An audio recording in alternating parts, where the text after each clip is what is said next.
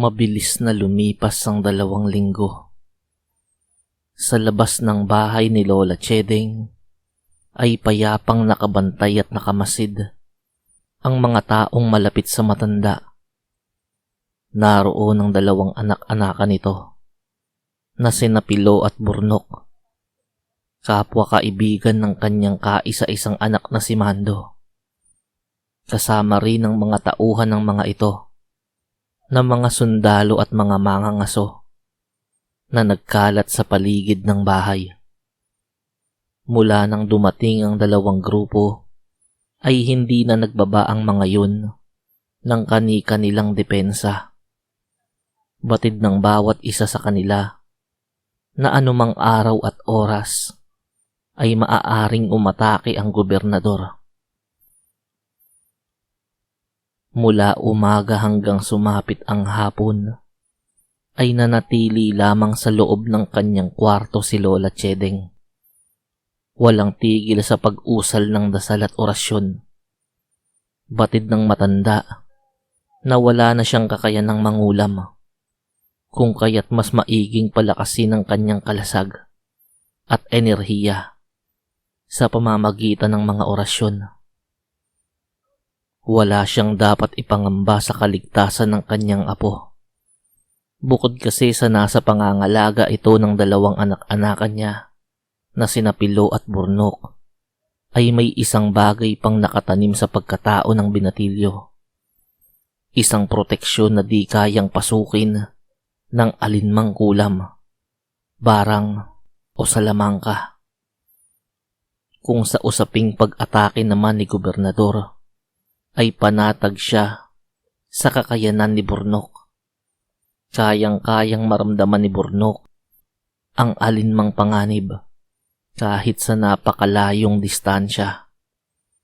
Bago pa man makalapit sa kanila ang pangkat ng gobernador, ay paniguradong maisasagawa na nila ang kanilang inilatag na plano.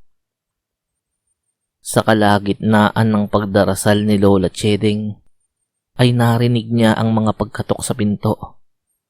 Binuksan iyon ng matanda. "Nanay Chedeng, nararamdaman ko na sila. Kumikilos na ang gobernador. 100 kilometro ang lokasyon nila mula rito sa kinalalagian natin.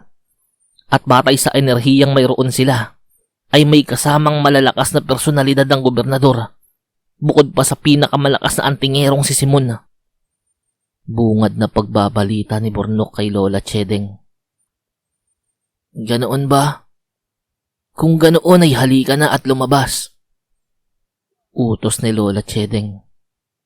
Pero bago ito sumunod sa paglabas ni Burnok, ay may kinuha itong bagay mula sa itinatago nitong baul. Isang lumang blusa.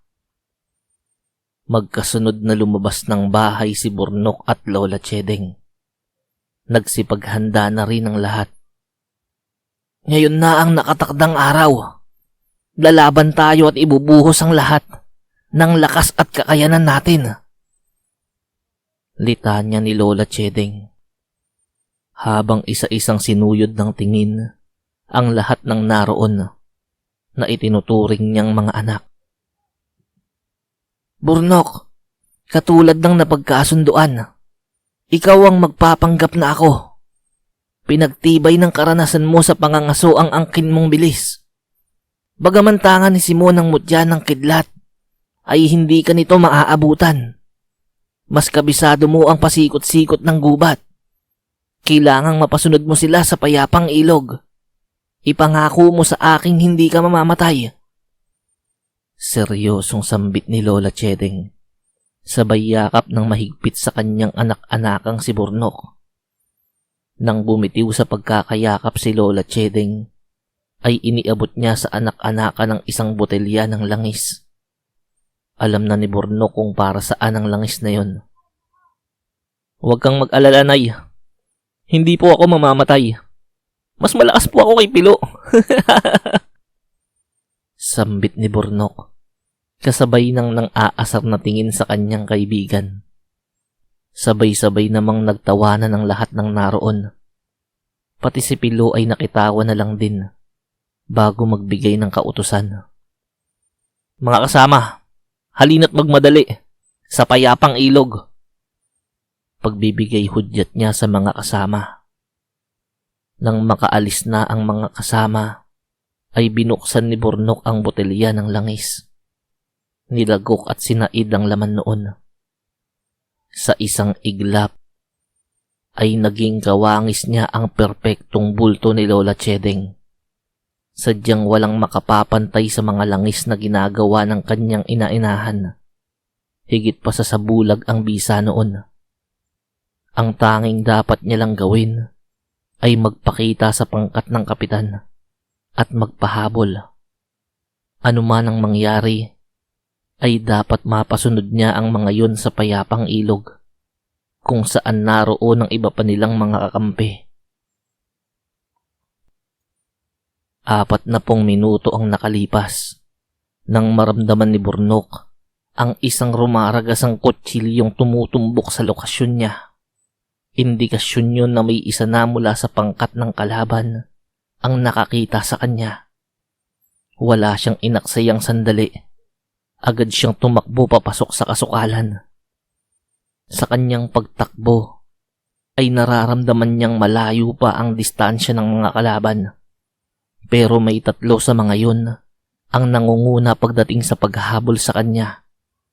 Base sa enerhiyang tinataglay ng 3, ay hindi maikakaila na ang 3 yun, ang una, pangalawa, at ikatlong pinakamalakas na antingero ng lalawigan, si Simon, si Gaspar, at Oscar.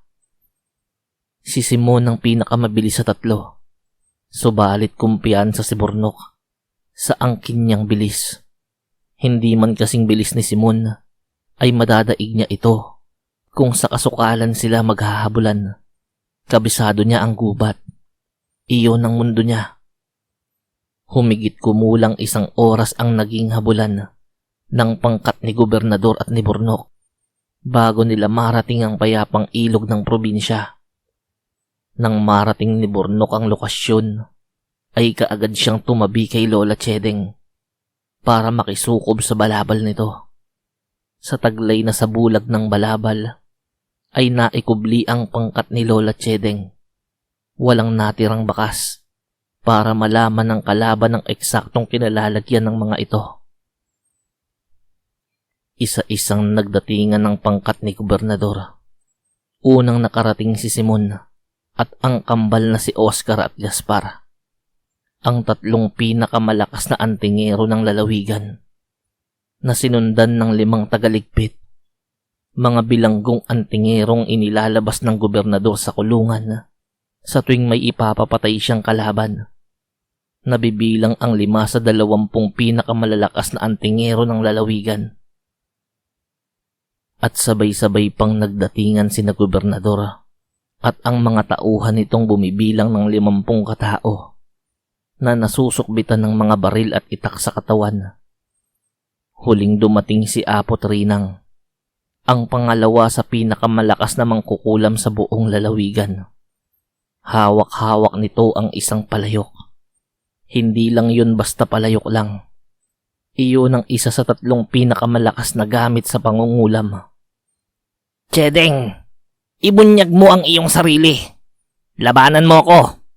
Nang sa gayon ay mailuklok na ang bagong pinakamalakas na mangkukulam sa buong lalawigan. Sambit ng matanda. Sa puntong iyon ay ibinunyag na ni Lola Chedeng ang kanyang sarili, kasama si Burnok, si Pilo, at ang mga tauhan ng mga ito. Hindi kasamang ibinunyag ang kinatataguan ni Mige.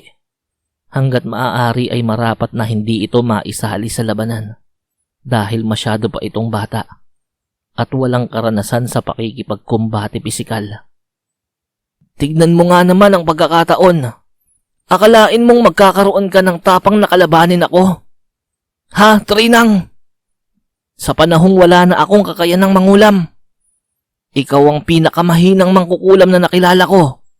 Duwag! Nang uuyam na sambit ni Lola Chedeng habang nakaturo kay Apo Trinang. Malalaman natin kung talaga bang mahina ako Inilabas ni Apo Trinang ang isang kupas na pulang tela mula sa kanyang sisidlang nakasabit sa tagiliran. Nakilala ni Lola Cheding ang telang yun. Iyon ang isa sa paborito niyang balabal na nawala sa kanya matagal na panahon na. Hindi niya akalain na nasa kamay pala yun ni Apo Trinang. Isa pa sa ikinagulat ni Lola Cheding ay ang hawak na palayok ng matanda. Iyon ang palayok ng 100 lason. Talagang desidido na ang matanda na patayin siya. Nagsimulang umusal ng dasal at orasyon si Apo Trinang. Mula sa bisig nito ay tumulo ang napakalapot na langis papunta sa kanyang kamay kung saan naroon ang lumang balabal ni Lola Cheding. Akmang susugod si Burnok at Bilo sa kinatatayuan ni Apo Trinang. Subalit nagbigay ng senyales si Lola Cheding para pigilan ng mga ito. Binuksan ni Apo Trinang ang palayok at inilagay ang lumang balabal na nababasa ng langis. Matapos noon ay binunot nito ang sariling nag-iisang ngipin sa unahan at inilagay din sa palayok bago takpan. Tapos na ang laban. Sa loob lamang ng 1 minuto ay kakalat ang lason sa katawan ni Cheding.